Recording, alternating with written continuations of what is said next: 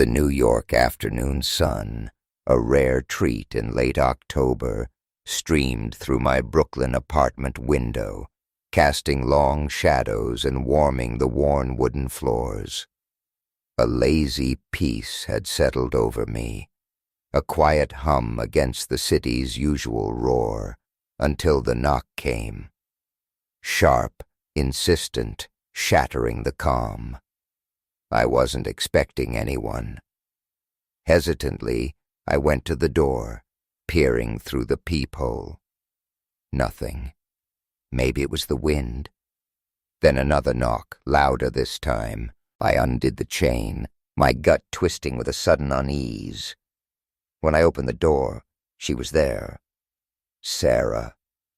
Just a flash, a glimpse of those eyes, cold and familiar, before the brute behind her shoved past, filling the doorway like a storm surge. Vinny. No time to think, to react. His fist, a rock, slammed into my face. Pain exploded.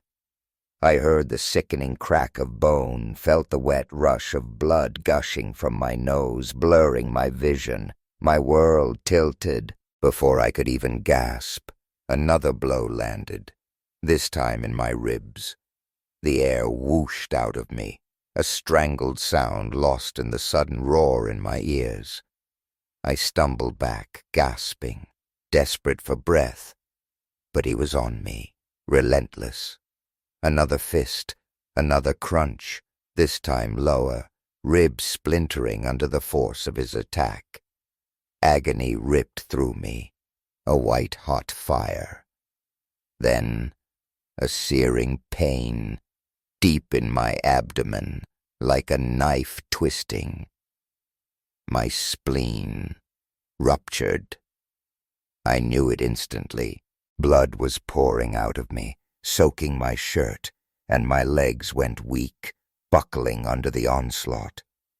The room spun, a dizzying vortex of pain and shadows. But he wasn't finished. He was enjoying this. I could see it in his eyes, in the way his breath hitched with each savage strike. Laughing, a harsh, ragged sound. I struggled to stay conscious, to stay on my feet, but the darkness was closing in. Then another blow, a brutal kick to my stomach, the impact sending a shockwave of pain through my body. As I fell, I thought, maybe this is it. Maybe this is how it ends. All of it, the years, the life, breaking down under his fists. It all happened so fast, a blur of pain and violence. He was methodical, deliberate, wanting me to feel every agonizing moment. The strikes paused, and I could sense him relishing my pain, gloating over my broken body. Every part of me screamed. If I hadn't been in decent shape, I wouldn't have stood a chance. The last thing I saw was Sarah, her face contorted with hate, spitting on my bloody body as I lay sprawled on the floor. Barely conscious, I heard her voice, a venomous growl. "You son of a bitch! Did you think you could just walk away from me? Who the hell do you think you are? I told you I'd make you pay. Go to the cops and Vinny will finish you. Maybe we'll be back tomorrow to finish the job ourselves. Think about that, John." Then, blackness swallowed me whole. 20 years. 20 years married to that monster. My name is John Smith. When I finally opened my eyes again, everything was a hazy blur, a disorienting swirl of light and sound. The world spun around me, a nauseating carousel. An incessant beeping, rhythmic and grating, hammered at my nerves. Hospital. That was it. But how? The details were lost in a fog of pain and confusion. Then, a surge of anger, a raw, burning rage, mixed with the throbbing agony. Flashes of Sarah's sneering face, Vinny's brutal fists, overwhelmed my thoughts. Tubes snaked down my throat into my nose, lines attached to my arm. Trapped. Immobile. I wanted to speak, to scream, but exhaustion weighed me down, a leaden blanket suffocating me. So tired, unbearably tired.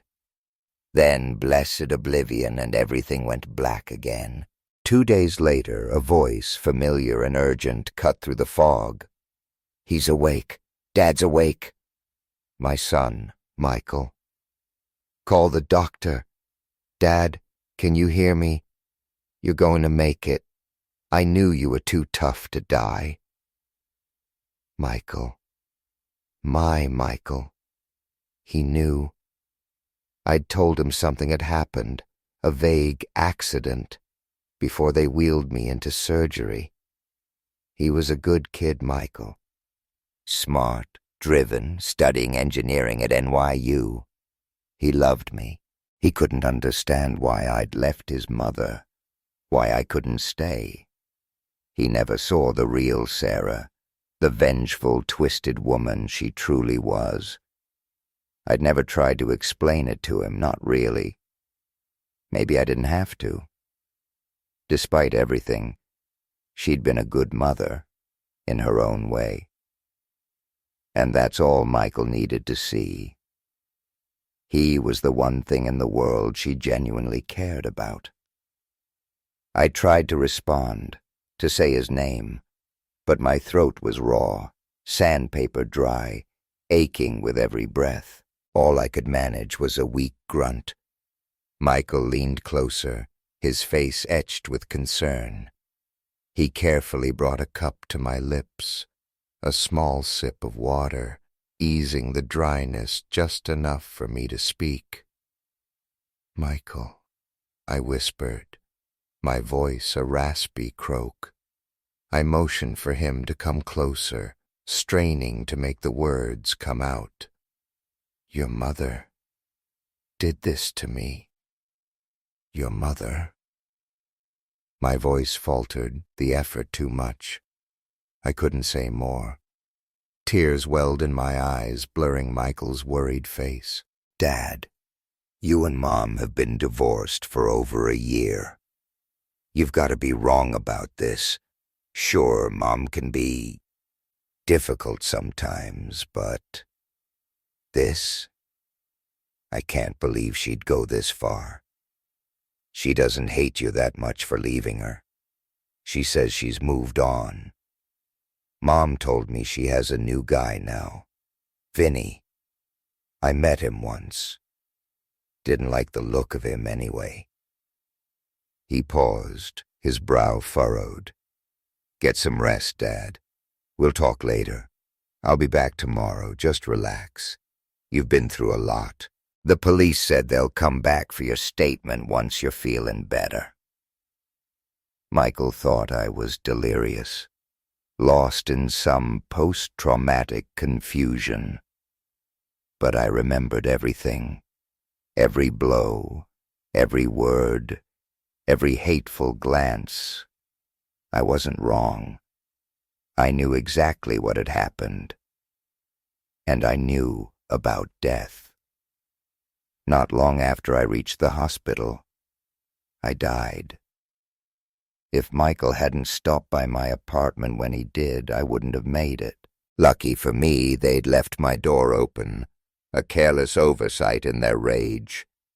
I could hear the nurses whispering as they worked to stabilize me, their voices hushed and urgent. "What happened?" one asked. "Hit by a truck?"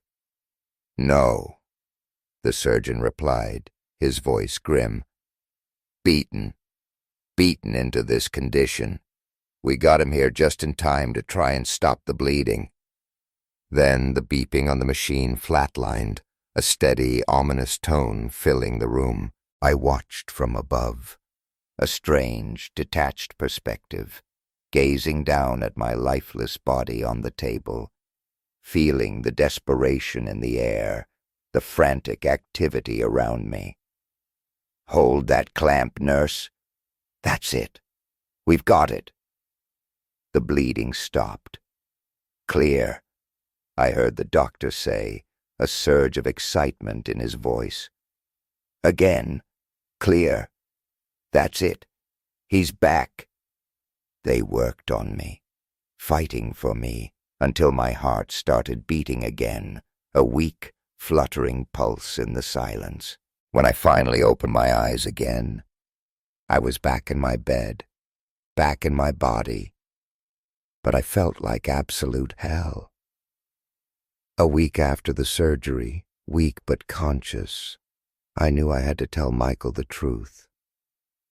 "Listen to me, Michael," I said, my voice still hoarse, but stronger now. "I know you're going to have questions, but just let me finish first." Michael sat by my bed, his young face a mixture of concern and confusion. "Okay, Dad, I'm ready to listen." He studied me, his brow furrowed. "You look different. Your face, your eyes, they don't look the same. I don't know. It's hard to explain, but it feels like you're looking right through me." His instincts, sharp even if he couldn't articulate it, were right. Dying does that to a man. Changes you in ways you can't explain. "You're old enough to understand now," I began, my voice low and steady. "The last 10 years of my marriage, they were really tough on me. Your mother, she stopped being affectionate for reasons she wouldn't share. Our intimacy, it just disappeared. She always took care of you, the house, but to her I was just a convenience, a source of income, status. Nothing more. Nothing I did made any difference. I tried everything. Marriage counseling. Rejected. My attempts at affection, romance. Either rejected or accepted without any real feeling. I lived without love. No words of love. No hugs. No cuddling. No kisses. She would occasionally give in to sex just to placate me, but for years I wasn't allowed to make love to her. It was always on her terms when she didn't have to participate. Sometimes she'd let me if I kissed her. But all day, I know this is difficult for you to hear, Michael, but I stayed with her because of you, because I needed to be there for you. She cooked your meals, washed your clothes, but when you needed someone to hold you, to give you affection, I was there. She never saw that as important. She never understood that emotional support mattered. I couldn't trust her emotionally, and now, looking back, I realize I should never have trusted her at all. If I'd known then what I know now, if I'd known she was cheating on me, I would have kicked her to the curb years ago. But I didn't want to be an absentee father. I didn't want to see the truth of what was really happening. You needed me, and I stayed because of that. But when you went off to college, that was the moment. I couldn't ignore it anymore. I told her it was over. "Sarah," I said, "I wish I was wrong. But you don't love me. If you ever did, it's clear you haven't for a long time. I love you," I said, "but I finally understand why you didn't need intimacy from me. I can't ignore the evidence anymore. I see it now. My love for you has been dying for years. There are women out there who could appreciate a man like me. I know that now, but the final straw was when I saw you. I think you've been cheating on me, over and over. I've put up with your lies and excuses long enough. I refuse to live in denial anymore. I'm done with you. We're through. We'll sell the apartment, split everything down the middle. I'm not taking care of you anymore. That should leave you in good shape for quite some time. What are you talking about, John? I didn't do anything wrong, she'd cried, trying to sound calm, to manipulate me even then. I know I've neglected you, but I'll do better.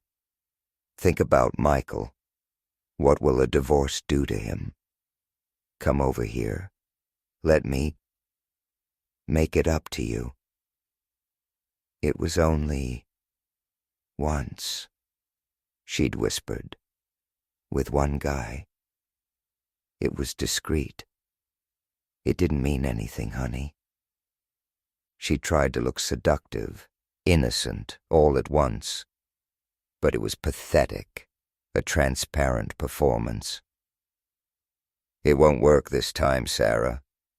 Michael's a man now. You can't use him as a weapon anymore. And frankly, I don't care about your excuses. I saw you. I saw you having sex on that dance floor with that gorilla. I saw you go into his apartment and then leave 3 hours later, looking like you'd just been screwed. I've realized now that you've been cheating on me for years. Maybe from the very beginning. But it doesn't matter anymore. I'm done. You're a fraud. You're a self-centered, manipulative bitch. You've been pretending to be my wife for far too long. That's not true. I love you, she'd shrieked. Shut up, Sarah. Yes, it is, and you know it. All you care about is your public image. You took pride in how much you could take and how little you ever gave. The only control you had over me was what I let you have. It took real strength to honor my vows while being treated like crap. I tried to do the right thing. But did you ever stop to think about the consequences of your neglect, your abuse? She was silent finally, unable to respond. She knew the game was over. I could see the wheels turning in her mind, scrambling for a new tactic. I'm so sorry, she'd whimpered, tears streaming down her face suddenly, dramatically. I'm sorry I haven't been a good wife, for betraying your trust. Please forgive me. Give me another chance. I love you. Please don't end our marriage. It was just sex with one man. It was only one time. You have to believe me. I love only you. I can't live without you. I need you. You're my rock. There was a time when I would have been moved by this, when I might have believed her. She was almost convincing. But not anymore. Not after everything. Here's a copy of the private investigator's report, I'd said, tossing her a manila envelope, not even needing to look at it. If your lips are moving, you're lying. You've been sleeping with this guy for months, and I suspect there were others before him. You're just trying to protect your comfortable little life. I had him checked out. He's some kind of muscle for some very bad people. I think you deserve each other. He's a vicious animal, and you're a lying whore. This conversation is over. Screw whoever you want. I'm already packed. My lawyer's card is on the dresser. I don't have any more time to waste on you. I'll be fair, but don't fight the divorce. I wouldn't want to send a copy of that envelope to your family and all your high society friends. Her face hardened, the tears vanishing as quickly as they'd appeared. You You asshole! You took your time to grow a set of balls, didn't you? You can't threaten me. If you walk out on me, I'll make you pay. You know I will. I'll find a way. Now forget this madness, calm down, and come have sex with me. I couldn't believe my ears. She still had no idea who I really was, what I was capable of. You still don't get it, do you?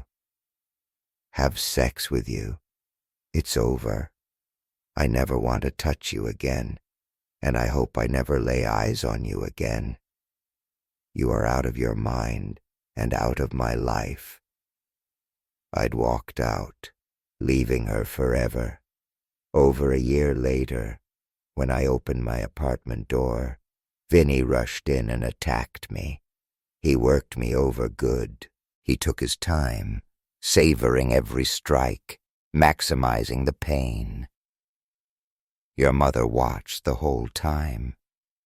She wanted to torture me. He wanted to slowly kill me. Have you talked to the police? Did you tell them what happened? Michael asked, his voice tight with concern. No, I replied, my voice flat, emotionless. And you won't, either. Why not, Dad? He almost killed you. They shouldn't be allowed to get away with this. She's my mother, but I'm ashamed of her. How did she think she was going to get away with hurting you like this? One day you can ask her. Right now, I'd prefer it if you said nothing about me. I want her to wonder about what I'll do next. She's no doubt looking for Vinny to protect her. I paused, my gaze distant. You should know. They did kill me. I died on the operating table. The doctors brought me back. I'll deal with both of them. In my own way. In my own time. Damn. I didn't know that. Oh my God, Dad.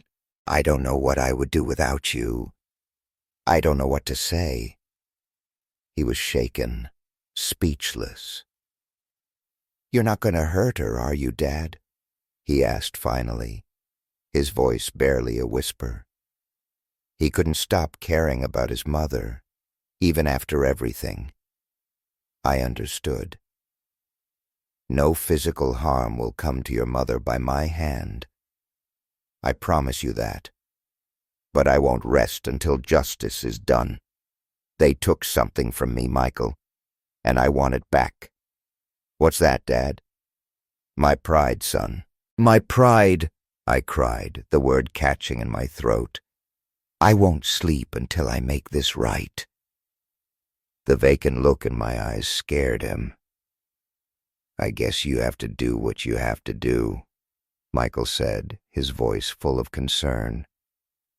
I never knew she was capable of something like this. Vinny, he looks dangerous, and he's about 240 pounds dead weight. You're too much of a nice guy to get tangled up with him. Let the police handle it. What are you gonna do? Don't worry about me, son, I replied, trying to reassure him, but my voice lacked conviction. It's better if you don't know what I'm going to do.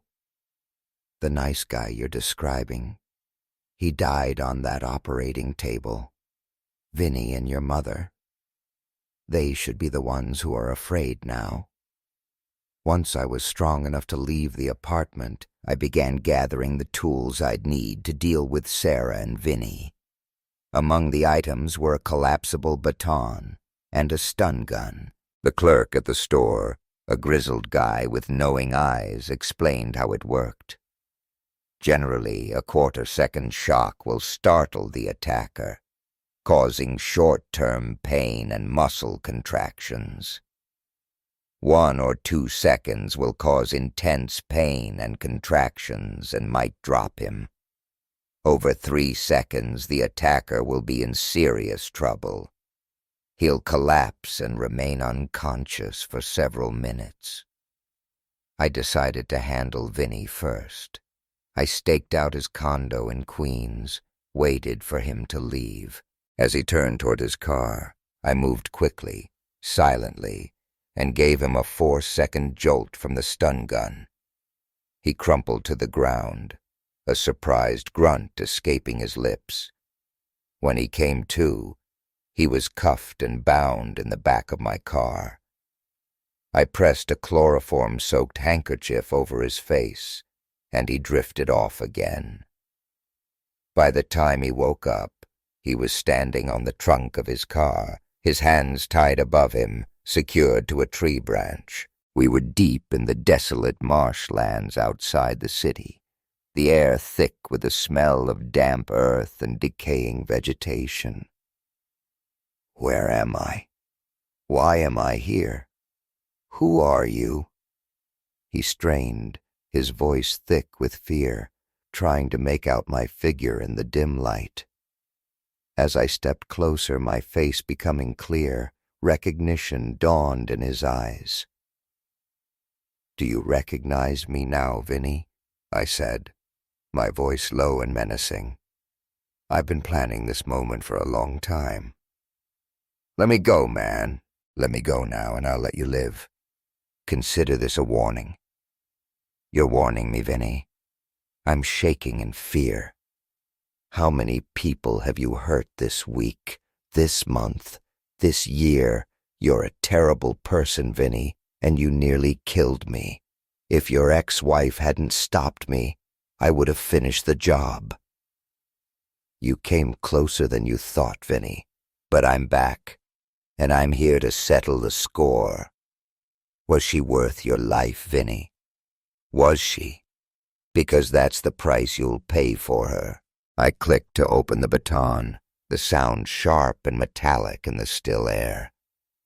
"I'm still carrying the pain from what you did to me, Vinny. It's only fair I return that gift of pain." I could see the fear in his eyes, the sweat beading on his forehead. "I saw you flinch, Vinny. Let's see how tough you really are. You don't have the guts to—" he started, bravado masking his terror. "You think I don't have the guts to do this?" I struck his right kneecap with the baton. A sickening crunch. He would have collapsed, but the rope held him upright. He groaned, a deep animalistic sound, struggling to balance on his left leg. But it didn't last long. Before he could regain his footing, I shattered the other kneecap. The pain was overwhelming, and he let out a strange, guttural scream, a sound of pure, unadulterated agony. Finally, he was experiencing the suffering he had inflicted on so many others. I could see he was starting to slip into shock, his eyes glazed over, his breathing shallow. "We're in the marshlands, Vinny," I said, my voice cold, detached. "I could leave you here, to the mercy of the alligators, the insects, and other creatures. But I'll take a more civilized approach." I gestured behind him. "Directly behind you is a pool of quicksand. After I cut you free, I'm going to remove the brake from your car and send it down the hill. Then I'll walk to the road, not far from here, and go home, reflecting on the brief time we've known each other. Do you have any last words, Vinny?" "Kiss my ass," he managed to grit out through clenched teeth, his voice a ragged whisper. I gave him another brief jolt with the stun gun. That seemed to get his attention. When he regained consciousness, I cut him down. He collapsed onto his car, a broken heap of pain and rage. Pure hatred contorted his face, but I felt nothing. No anger, no compassion, not even hatred. Just emptiness. "I have a date with your girlfriend," I said, a hint of sarcasm in my voice. "So, I'll be going now." I paused, a mock concern in my voice. Hold on, Vinny. Wouldn't want you to fall off and get run over. I released the parking brake and gave the car a push. I watched as it slowly rolled backward, picking up speed as it descended the slight incline, disappearing into the sucking mud of the quicksand pit. "Screw you," he yelled desperately, holding onto the car as it sank, disappearing beneath the surface. My ex-wife, Sarah, never changed the locks on our apartment, apparently thinking I would never come back. She was wrong. I was sitting in the dark living room when she came in, the silence thick with anticipation. When she flipped on the light, she froze, her eyes widening in terror. "Hello, Sarah," I said, my voice calm, almost conversational. "What are you doing here? Get out! Vinny will kill you if he finds out you're here." "I think Vinny's days of hurting people are over, dear," I said, a hint of sarcasm lacing my voice. "Sit in the chair over there. We have things to discuss." "I will not. I'm leaving, and I'm calling Vinny." She panicked, her hand reaching for her phone. She tried to run, to escape, but I moved quickly, intercepting her, and gave her a brief jolt with the stun gun. Her body went rigid, as if someone had flipped a switch. Her legs buckled, and I helped her into the chair, her eyes wide with shock and fear. It didn't take long for her to recover. "Now, we're going to talk. If you try to leave or touch the phone, I'll put the stun gun on your neck for a few seconds. I promise you, you won't like that. I know you, John. You would never do that. I'm not the man you married, Sarah. Believe me when I say I've become a ruthless, cold-hearted person. Vinny knows exactly what I mean. I think I like me better now." "What did you do?" she whispered, her voice trembling. "You're one disturbed woman. Let's just say I took care of some unfinished business. Okay, I'll play along. What do you want?" she asked, her voice a mix of fear and contempt, her bravado quickly fading. She must have thought I was going to kill her right there in the apartment. "Why, Sarah? Why did you do this? I was fair to you in the divorce. I didn't file for adultery even though I had more than enough proof. I never tried to hurt you, so why did you feel the need to hurt me?" As I spoke, I nervously toyed with a pen in my hand, clicking it rhythmically. "The more I thought about the divorce, the more I hated you," she confessed, her voice barely audible. "I wanted to hurt you for abandoning me. In my own way, I always loved you, John. I couldn't handle the rejection. I had to make you understand how I felt." How did Vinny get involved in all this? I met him at a bar. I told him that you abused me in our marriage, and I wanted revenge. He was the perfect pawn for the job. He enjoys hurting people. I wanted to punish you. Vinny, however, had his own agenda. "I remember the kick you gave me on the way out," I said, my voice flat. "Seemed like you and Vinny were on the same page." "I had to do that," she cried, her voice rising in desperation. "He was going to kill you." It was the only way I could think of to stop him. "Some of what you're saying might be true, Sarah. But I remember the venom in your voice and the force behind that kick. You took pleasure in hurting me.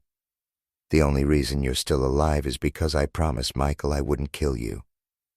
I moved closer to the chair she was sitting in, and she instinctively shrank away in fear. I grabbed her by the hair, pulling hard enough to cause pain, and held the pen close to her face, firing it several times. I clicked the pen I had been fiddling with, and the digital recorder hidden inside began to play back her entire confession. My lawyer tells me that a confession from you, backed by the evidence of my injuries, should guarantee that you and Vinny will face charges for aggravated assault, kidnapping, attempted murder, and depraved indifference. Some of those charges will stick. You're going to jail, Sarah. Now that the recorder was off, I looked at her, my eyes cold and empty. I promised my son that I wouldn't kill you. But trust me when I say this, Sarah. I have a devil on the hunt for you. I won't let you live in peace.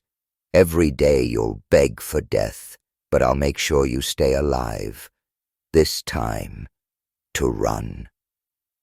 With that, I released her, letting her hair fall from my grasp, and walked away, leaving her to her fate. Sarah left town shortly after that night. The authorities are searching for her and for Vinny. They are fugitives on the run. I never heard anything more about Vinny. I don't think they'll ever catch up to him. As for Sarah, she's been constantly looking over her shoulder, knowing the devil I set after her is still out there. Sarah couldn't shake the words I had spoken to her. Every step she took, every shadow she saw, reminded her of the devil I'd promised was hunting her. She felt his presence everywhere, lurking in the corners of her mind, watching her from behind every darkened doorway. The thought of never being able to escape the torment, never being able to find peace, gnawed at her sanity. It didn't take long for her paranoia to escalate.